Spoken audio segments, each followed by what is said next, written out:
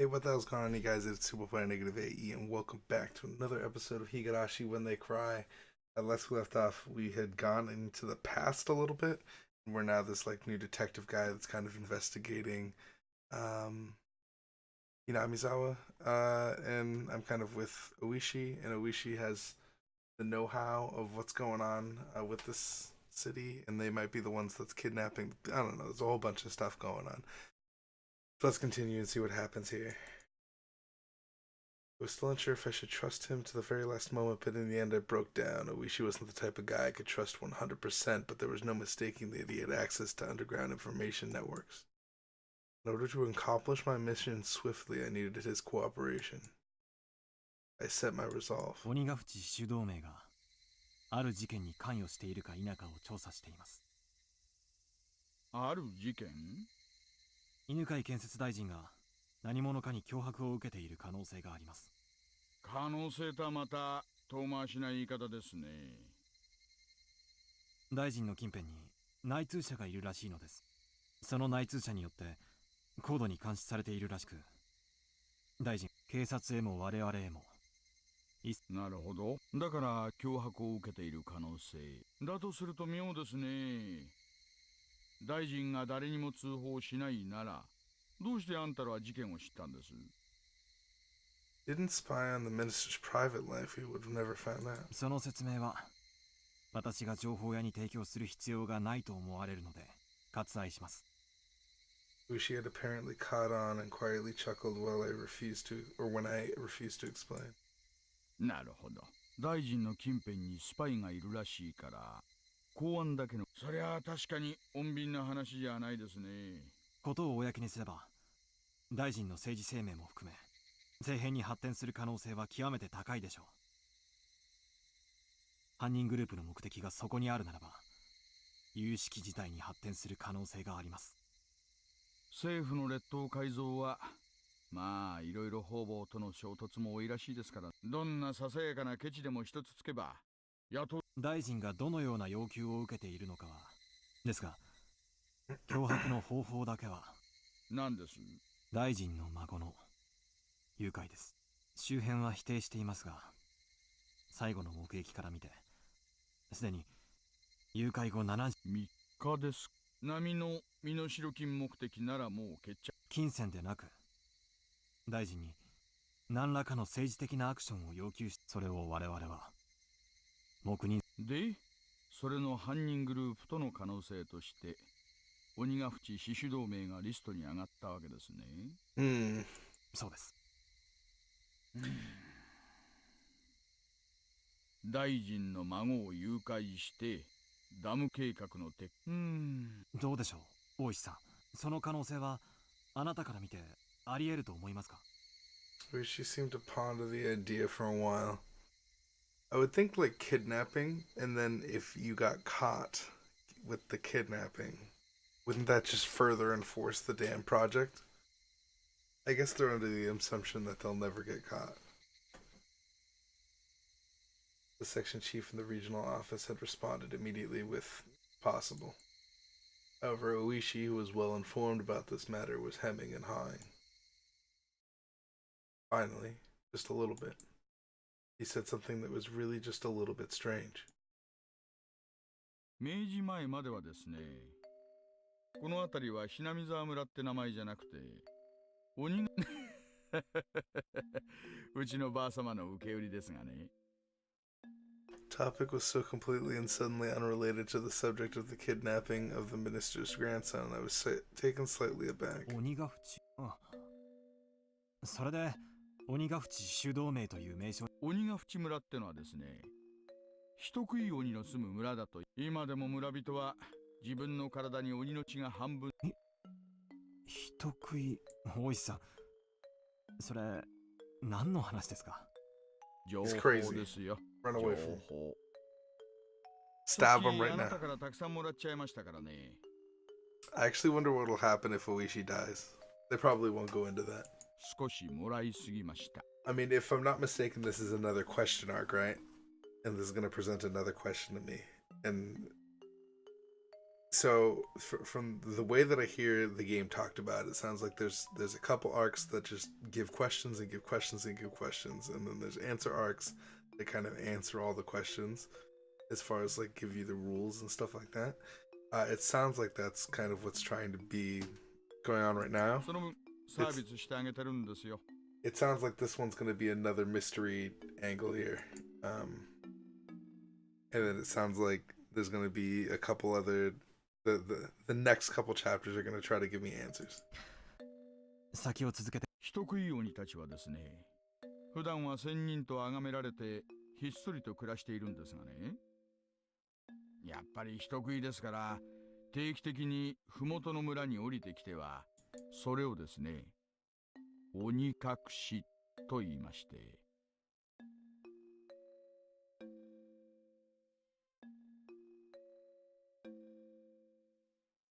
Demoned away. It was the first time I'd heard such a peculiar phrase. It's not the first time we've heard it, though. It's like the 90th time we've heard it. However, I felt something slightly ominous from this horrifying tale of demons abducting other people in order to eat them. ほら、よく世間一般に神隠しっていうのがあるじゃないですか。人がある日突然失踪してしまうとそう言うでしょ。この辺りでは同じことがあると鬼隠しって呼ぶんです。その昔話と本件に。いえいえ、直接的には何の関係もない。ただ。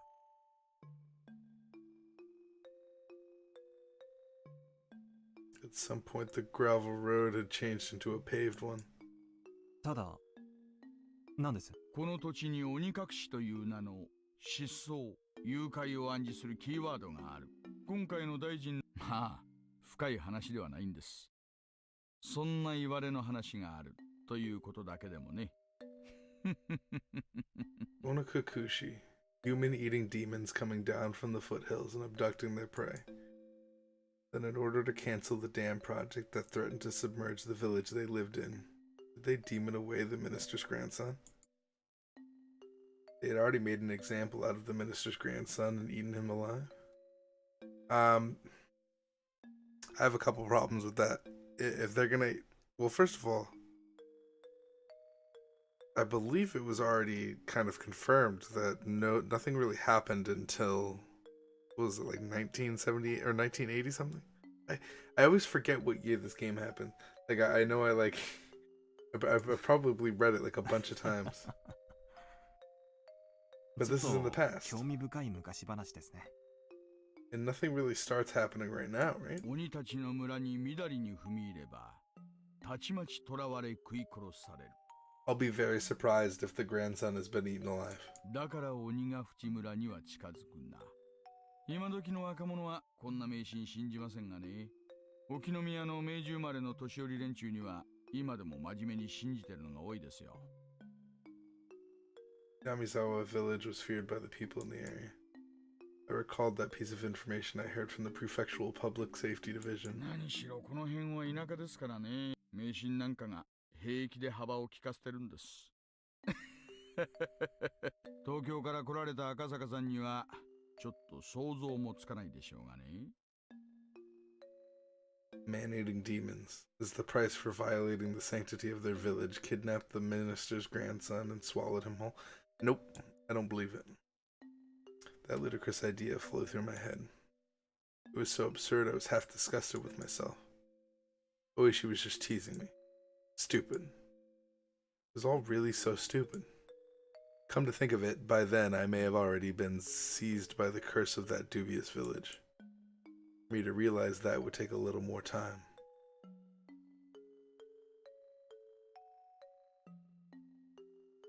At the end there, it seemed kind of like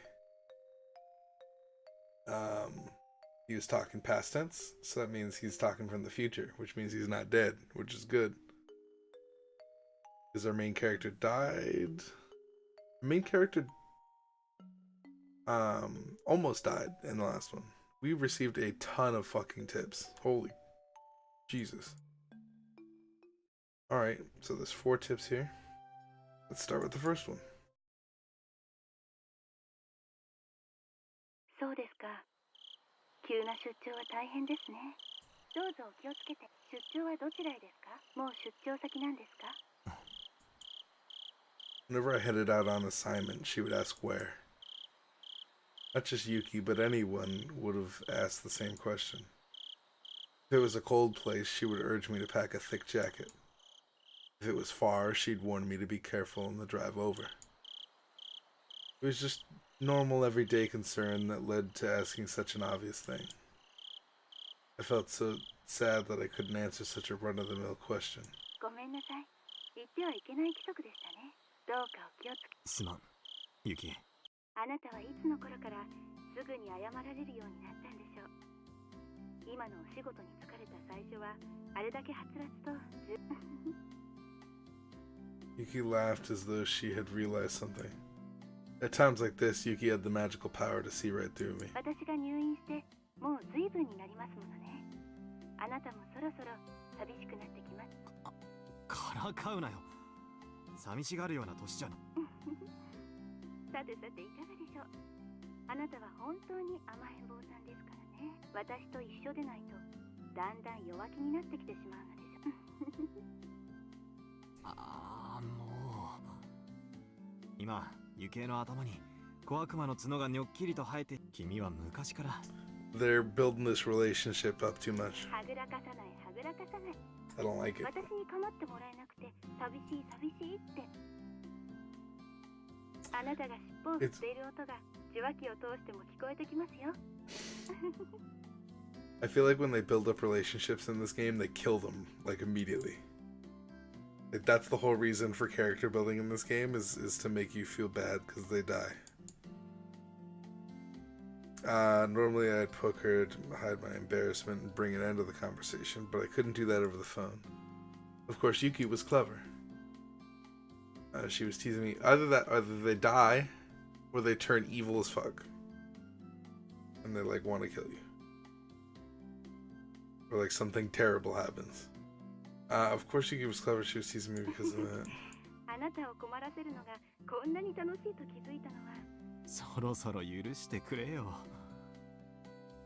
そうでしょう。元気になれましたか？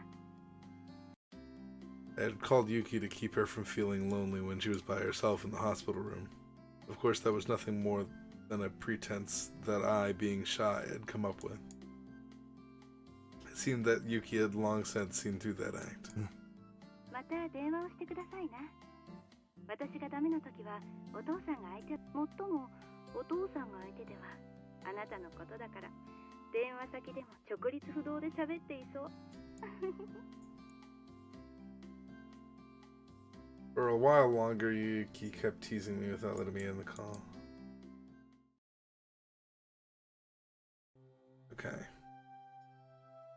So, their relationship is good. I don't know what that... I always read these tips and I know they're supposed to give me some sort of information, but as far as like that went, I don't know. Chairman XX, members of the XX party, congratulations are due as we are celebrating our 25 years since our founding. The past 25 years had seen much growth in XX Prefecture. The once quiet scenery of nothing but fields now has seen the opening of a new stop for the bullet train. And with all the development of the highway, we've seen a rebirth of a modern city bursting with youthful energy. We've reaped the benefits of new businesses and industry. With the special reverence of the residents of XX Prefecture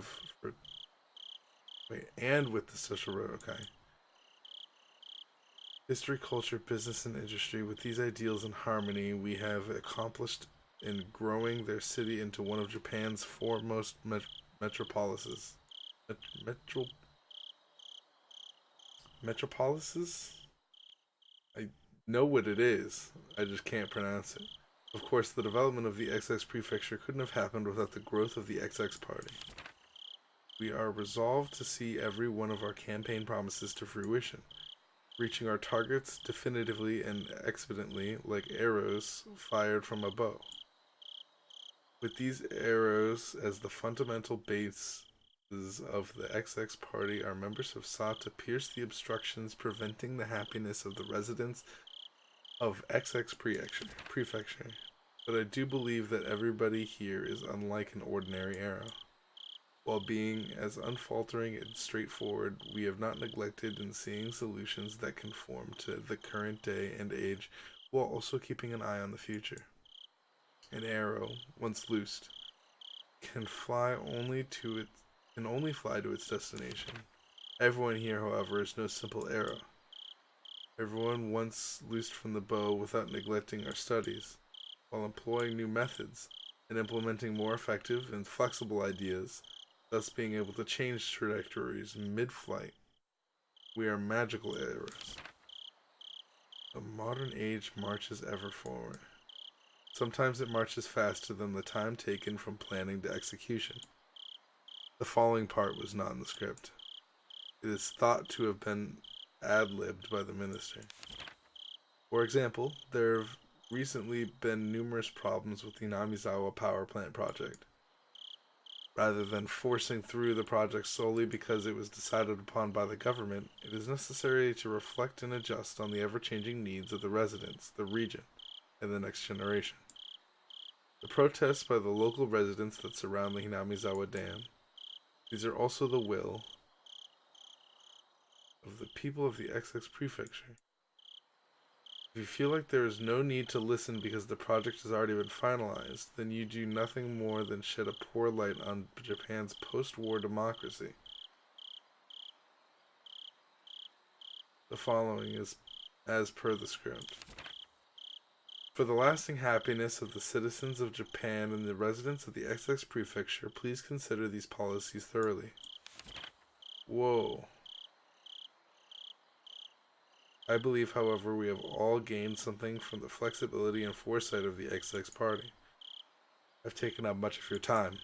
However, allow me to say the following to celebrate the 25th anniversary of our founding.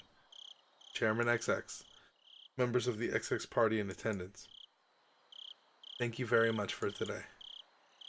From the opening remarks of the XX party prefectural forum and 25th anniversary celebration.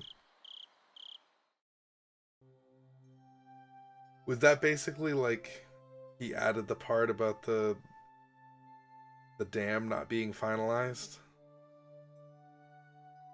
And then was that before or after his son got kidnapped? I don't know. This doesn't look like a good shade of red, but we'll click on it anyway because it's the third tip. Ooh, and music. Oh, dude, this is some interesting music. Okay. The world is filled with people blessed with relationships. Of course, that doesn't mean everyone is connected to each other. It is obvious that on the other side of the planet there are people who are laughing and crying who can't possibly have an effect on you. However, in the extremely limited community of the neighborhood, that sort of connection is just a matter of fact. It is quite possible that a single remarkable event could have massive consequences inside a small community. If you were to increase that in scale, a perfect stranger on the other side of the globe might become enough of a legend to have an effect on our lives. However, it is not always that way. Like I said at the beginning, the links between people basically aren't that relevant in the grand scheme of things. Whether some household nearby is having steak or croquettes doesn't really matter to me. When I put on my shoes, it doesn't matter to anybody whether I put the right one on or the first or the left. This much the average person can understand. But actually, in reality, this is the truth. Bonds between people are quite well defined. It's not just a matter of distance, of being far or near. For example, let's say that person A's actions have some effect on me. Even then, person B's actions could have absolutely no consequence on my life. The reverse also holds true. Just because my actions affect person A, that doesn't always mean that they affect person B as well. Let's put it bluntly. If the bonds between people are like gears in a machine, the gear that represents the me meshes with some people but is isolated from others. There are some who would try arguing against this.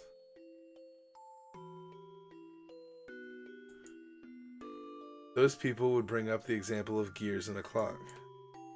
Each gear indeed only directly meshes with one or two others. However, if you rotate one gear, the one next to it is moved, which connects to the next one, and the next. In the end, all the gears are moving. There's logic behind this, more than enough to convince the average person. Why is the argument convincing? The answer is simple. The relationships between people are ambiguous and can only be described conceptually. How the gears are connected and how their movements are chained together can't be used as a fundamental explanation, so it throws a wet blanket on that argument. So for the people who like that explanation, I'll use the example of a clock again to refute it. First of all, to say that this world is a singular clock would be wrong. That is, there isn't only one clock. There exist many clocks in this world, each counting on their own time. If you think about it, the idea that this world is just one big clock is the height of arrogance. Even if you use the analogy of gears to explain human relationships, then you should be able to explain it using an analogy of multiple clocks unrelated to a single gear. Neighbors A and B. A is a gear in the same clock as me, so it's best to remain civil. B is a gear in a different clock, so he really... I see. It really doesn't matter to me at all. That's the kind of clear distinction I'm talking about. You want to say I'm being fallacious? I actually don't know what that word means. Fallacious? Let's change the analogy to something more familiar, so you can understand. You've probably heard the phrase, fire on the opposite shore sometime in your life, no? For example, if your neighbor's house is on fire, you'd probably try to help put it out, wouldn't you? It'd be awful if the fire spread and burned your own house down after all. But what if the fire was in a town on the opposite side of a river? Would you still go out of your way to help? You would. You wouldn't, would you? Even though it would be the wrong thing to do, there's no way the fire would spread to your own house. Even if it turned into a huge conflagration, there's no way or no relations between the houses that will spread fire to yours and those that won't. With this basic example, you should be able to see the difference between gears that are or aren't related to your own. Having said that, there's still a lot to think about even with a river to divide it. After all, it's not a spatial problem like being on the opposite side of a river, is it? I can understand what they were trying to go for there. Like, that's kind of how Hinamizawa works, is in Gears. Although I didn't know what they were talking about for like half that, and then I was like, oh, okay, I get it. The chick in the trunk. Alright, I'm ready, give it to me. A weird name for a tip, but I'm on board, let's go. Car had stopped. But he didn't know any more than that. For not only was he blindfolded, but locked in the trunk of... Is this the kid? How could people become this powerless just by being robbed of their sight? He absolutely wouldn't have known this without experiencing it firsthand. He soon realized it was pointless to try and undo his bonds, with the confines of the trunk quickly making him lightheaded. He had no choice but to let this mild torture dull his senses. That's why when the car stopped and the unpleasant vibrations ceased as the engine was killed, he couldn't help but delude himself that he was being set free, even though nothing had been resolved in reality. Of course, he was soon removed from that delusion. He strained his ears when he heard one of the men who had abducted him and an older man he was hearing for the first time strike up a conversation. お疲れさんです。ヒナはトランクに。騒ぎすぎで多少衰弱してるようですが、ご命令通り傷一つつけちゃいません。 They calling me a chick? Nice to see you. The chick is in the trunk. He struggled so much that he's probably exhausted. おう、 That's weird. 手間かけましたの。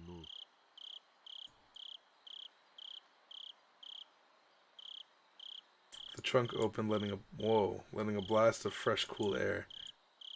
Even though up until now he had been thinking about getting out of the stuffy trunk, when it was actually opened, he suddenly became uneasy.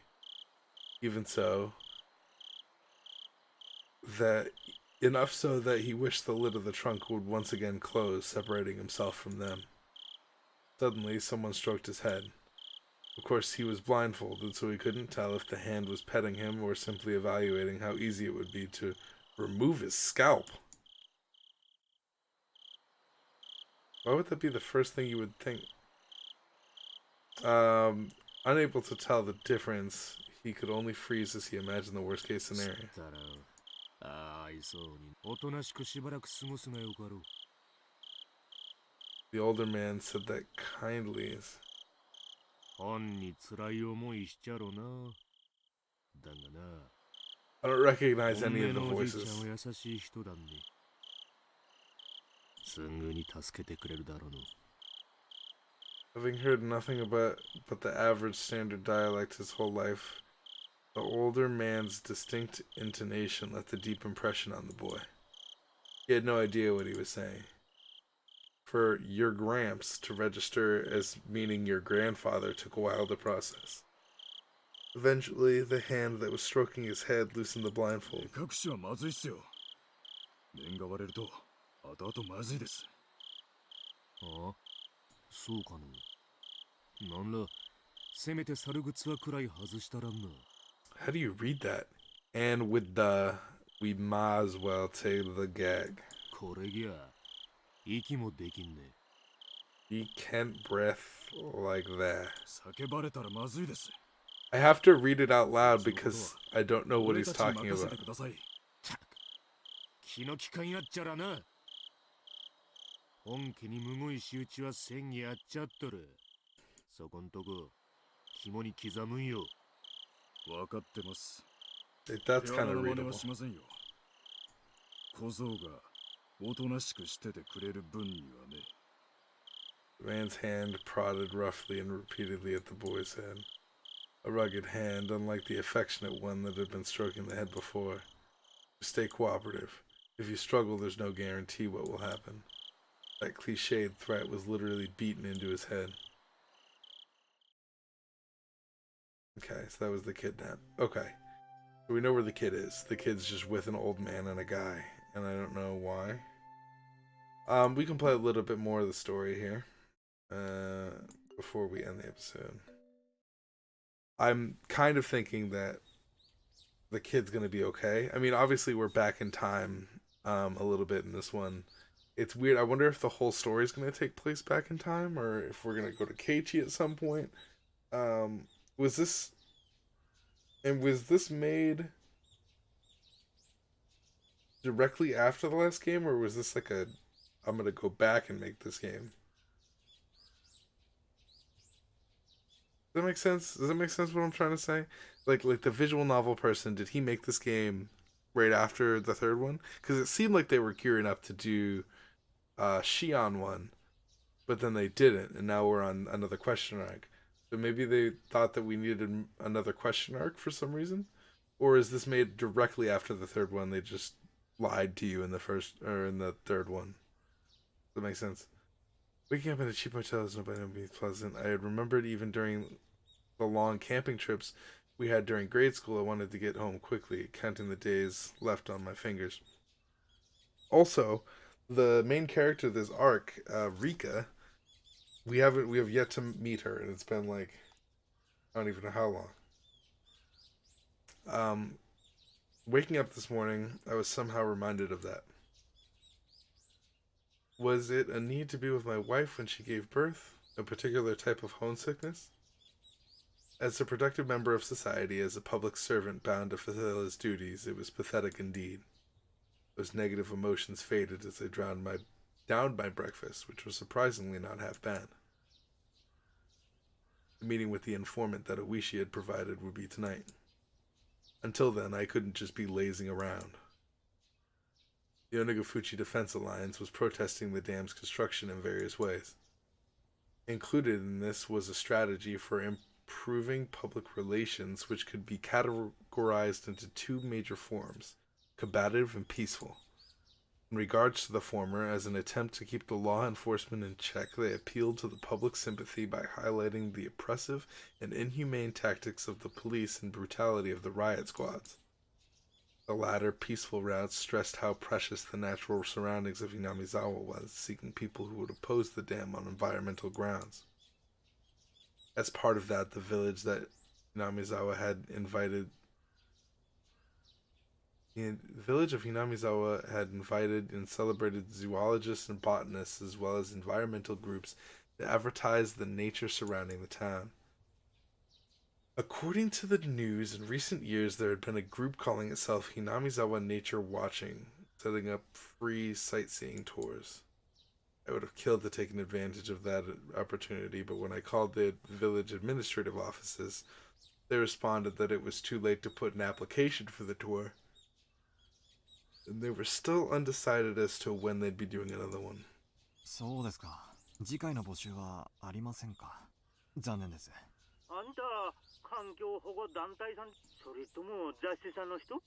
いえ、個人です。個人？観光ですかね？観光みたいなものです。美しい自然を写真に残すのが趣味なんで。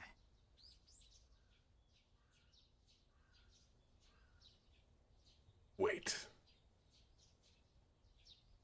Wouldn't it be crazy if I'm Tomitaki? Oh my goodness. And that's just my alias? And that's why I die? Oh my god. とても貴重な自然が残っていると読んだので、楽しみにしていたのですが。Yo, I sound just like fucking Tomitaki-san. I sound just like Tomitaki-san. Dude. He said pictures, and they didn't even have to tell me twice. Dude, I'm undercover as Tomitaki-san. That's why I come back every so often. That's freaking crazy. 村はちょいと慌ただしいけど。ぜひそうさせていただきます。あんた、もしそうだったら先にナンバーを聞いとく。台湾ないんですがね。Probably related to the checkpoints they'd set up on the way to the village. If I didn't give them my license plate number, they'd most likely be hindered in various ways. Thought about using the car I had borrowed from the prefecture, but I was lost on whether it was okay to tell them the plate number. The Onagafuchi Defense Alliance was behind this incident. There was no guarantee that they wouldn't be able to find out who I was. I had to play it safe, so I elected to refrain from using the car. いえ、実はバスか何かがあれば、それで。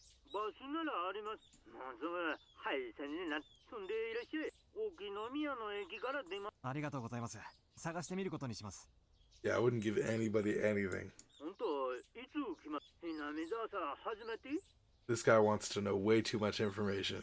初めての土地じゃ、いろいろとご不安でしょう。教えてくれりゃ誰か行かせていろいろご案内させますよ。Don't have anybody show you around. そんな。そこまでしていただくのは申し。丁寧せんでください。これも村の自然さ守るための Also, PR なんですから。I don't like this guy's laugh. He has like a very punchable laugh. Like I want to punch him in the face just by hearing his laugh. Judging by what we saw at the checkpoint, the villagers were at the very least wary of outsiders.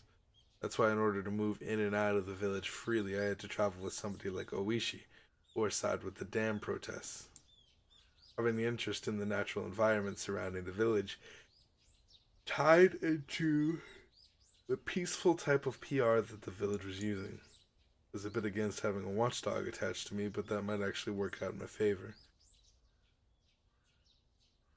The entire village was fired up about the dam protests, so I might be lucky enough to hear some especially candid opinions from the residents.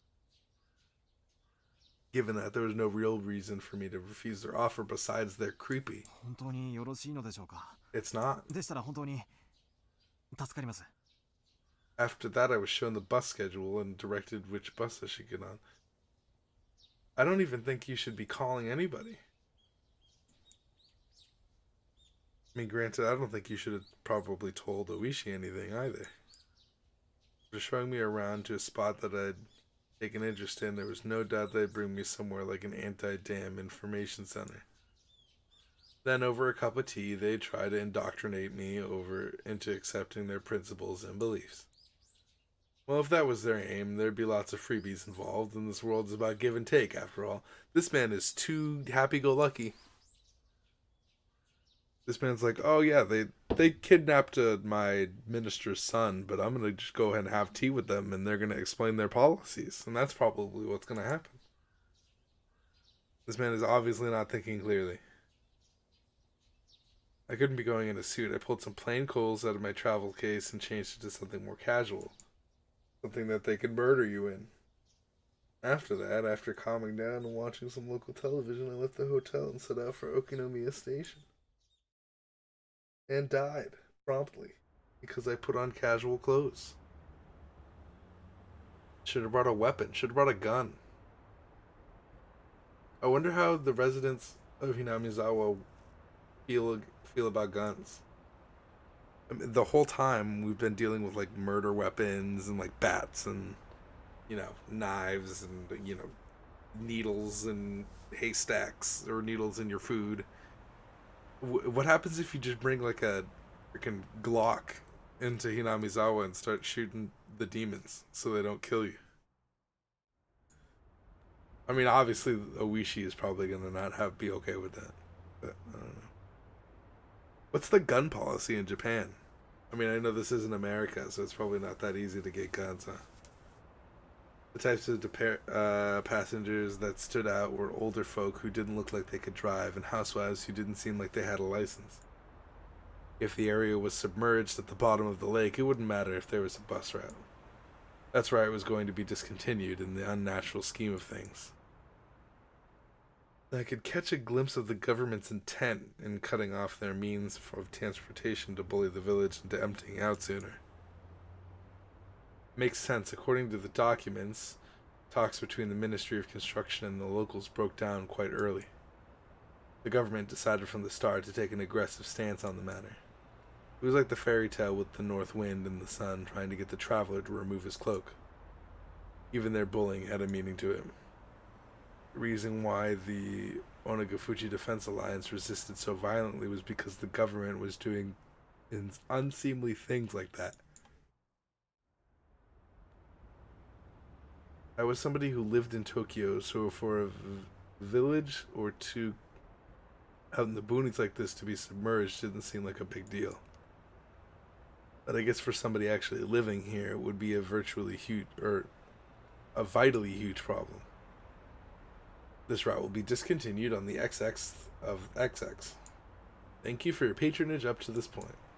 We look forward to your continued patronage on our other lines. XX Transportation. Gazing lazily at the notice of the discontinued service posted inside the bus, I counted down the number of stops until the designated one. Along the way, we passed through the checkpoint without stopping. Without stopping. They knew what time the bus was coming, so they had opened up the barricade ahead of time. From here on out was enemy territory. My palms at some point had been coated within a thin film of sweat.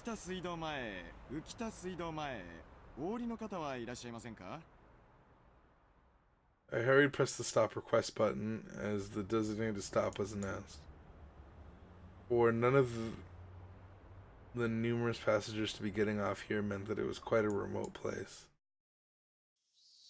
In actuality, the stop I got off was so abnormally run down that I could barely tell it was being used. I could tell it was barely used, which is the same thing. As soon as I stepped out, an intense atmosphere completely different from the interior of the bus assailed my body. Right now, Oishi or Motodai weren't beside me. That's right. At present, I was alone in the middle of enemy territory. My adversaries probably thought I was just an ordinary tourist, but there was nothing more than a ruse.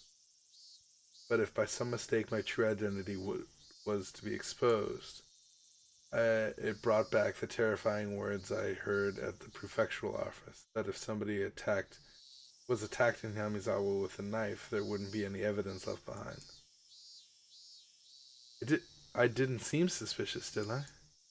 My clothing was currently casual. It was exactly the type of clothing that a city slicker that viewed the countryside as wholesome getaway would wear.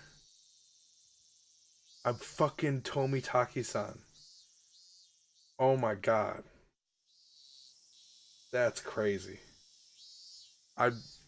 They're describing to me exactly what Tomitaki-san looks like.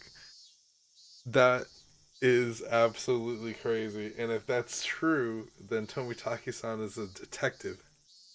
And that's why Tomitaki-san has been dying every year. Every single game he's died. And we never knew why. And if this guy is actually Tomitaki and that's just his like undercover name, it makes 100% sense that that's the case. And his wife giggles a lot. I don't think so. Maybe. It might be that his wife is Takano. Maybe. Because his wife does giggle a lot. She's a little bit more evil than from what I heard. Does it make sense? Like the wife was really nice. But the Takano-san is like really creepy. So it might be the wife is like putting on a persona or something. Or I don't know. But this is definitely Tomitaki-san, right? A normal tourist. Just normal. Is there anything suspicious about me? I bet you what's going to happen, right, is they're going to be like, what's your name? And I'm going to be like, crap, I can't say my name. What am I going to say? Tomitaki-san. And into the future, I'm Keiichi.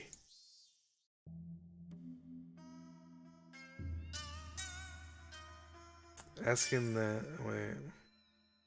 It's alright, I was just a normal tourist, just normal. Was there anything suspicious about me? Asking that as I turned around to look at the bus that was departing, all the passengers by the window were staring down at me, silently. That's when you shoot everybody on the bus. They were staring right at me, as if they had seen right through my proud little outfit. Just staring, looking down on me. Countless stares rained down on me like needles from the windows, open to air out the bus. All that rained down were stares. Okay, we get it. None of them were saying a word. But all the more, their silent stares told me more than a million words could. Hurry up and go back to Tokyo, you outsider. 私は I mean, it's confirmed at this point that the whole town's in on it, right? Like, the whole town is fucked up. That's weird. I don't know the rules. I don't know how crazy this... They've kept it so slice of life, and it's just weird. It's just weird. And so, like, if they do bring out supernatural stuff, it's not necessarily going to be surprising. It's going to be, I just didn't know the rules because they kept it slice of life a lot. But I guess they've done, like, supernatural stuff, right? Like, they've had the villagers chase me down, and obviously the villagers are acting pretty weird right now. The bus, as if to torment me, set out slowly. After doing more than enough to intimidate me, sped off. A thin film of sweat began to rise from my entire body. According to the documents, it was a village that seemed wary of outsiders. Its population was small as well. If they saw an unfamiliar face, they would be quick to identify that face as an outsider. On top of that, nobody else had gotten off at this stop. It was a bus stop that they'd normally just passed on by. Or that they normally just passed on by. Somebody actually getting off there was no doubt that had drawn some attention. But this wasn't a slip-up. They were the ones who directed me to get off at this stop. There was nothing to worry about.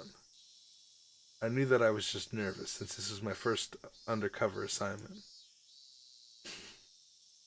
I'm freaking straight up Tomitaki-san, and I love it. And it makes perfect sense, and that's super weird. My more seasoned colleagues referred to us as the new generation that didn't know how to lose their cool, but that wasn't true at all.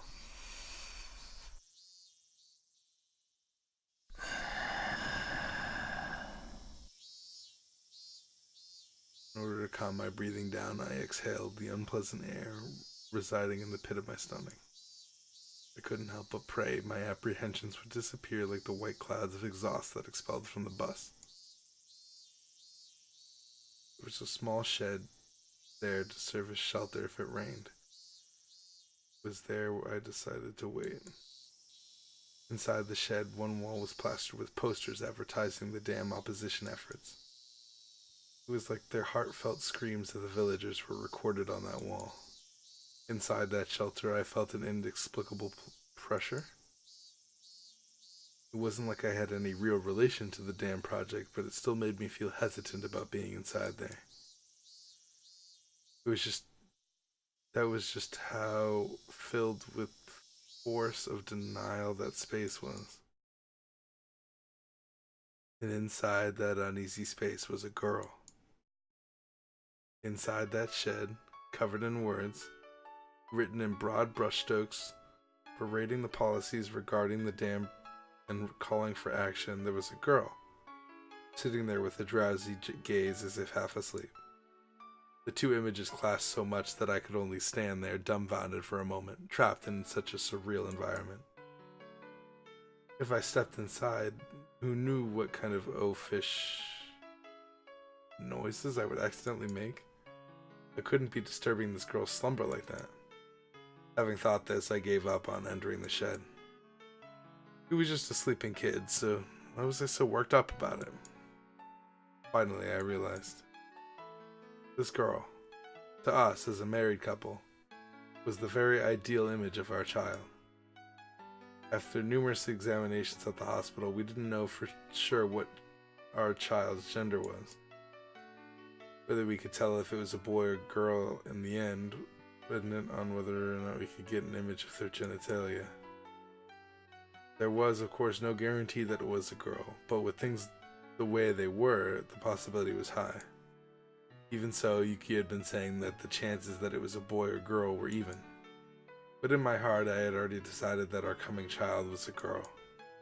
Since the day I decided until now, it was so fun to imagine how our child would grow up that I couldn't help myself. Amongst those numerous imagined forms, the one that I thought might be the most ideal had materialized right in front of me. Of course, a little of it was due to the circumstances. In my ideal image, her hair would be on the short side. The girl in front of me, though, had long hair. It was almost as if someone had taken my ideal and made some small adjustments. It certainly wasn't something unpleasant. Even so, I felt like sullying her just by looking at her like that. She had an immaculate, no, a divine air about her.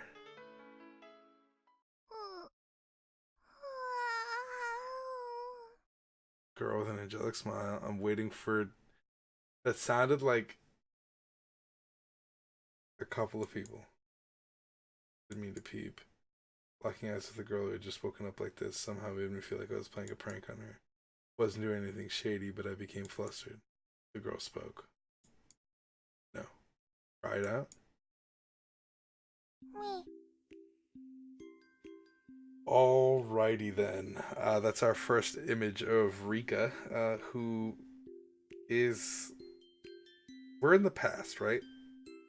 This is the past. Correct? She's surprisingly the same age. Am I correct that this is the past? Because I'm unsure because of the age of Rika in front of me currently, who looks exactly the same age. I don't know. Anyway, I'm going to go ahead and end it here because it's been about 50 minutes, and it's really, really early in the morning, so I got to get to bed. Um, interesting stuff happened. We told Uishi-san what was going on. It seemed like we traveled into town by ourselves. Not a very good idea. Obviously, the bus moment where everybody was looking at me was kind of creepy. Um, I don't feel like being in Hinamizawa as an outsider is a good idea, although everything is pointing to me being Tomitaki-san. If that is the case, and I am Tomitaki-san, that would explain a lot of the things and why I'm dying every chapter and stuff. As far as I know, this is not going to answer any questions. As far as I know, this is going to be another problem, but this time, Rika's going to be the problem. Because every time the main character has been the problem. The first episode, or the first chapter, was Rena. Second chapter was Mion. Right? Third chapter was God, why can't I remember her name right now? Oh my god, my brain died. My brain died. Satoko. Third chapter was Satoko, and then now it's Rika, and so this is going to be the last one where Rika turns evil or something, or Rika's going to do something kind of crazy. So I'm interested in seeing how this goes. If we're going to ever play Keiichi in this one, or if we're going to stick as Tomitaki-san, and I'm going to continue to say that it's Tomitaki-san because it's definitely him. He has a camera, and like the look that he described himself in reminds me of Tomitaki's sprite. So I don't know. Anyway, thank you guys so much for watching. If you guys enjoyed this episode, please hit the like button. I know you guys always do on this, so I appreciate that, and I see you guys. Leave a comment if you want. And I mean, I read all of them. If I hit the love button on it, that means I've read it. If I haven't hit the love button, I've probably read it too, because it notifies my phone and everything. Anyway, I'm going to continue speaking for like 8 years if I don't end it right now. So, thank you guys for watching. I'll see you guys in the next one, and peace out, guys.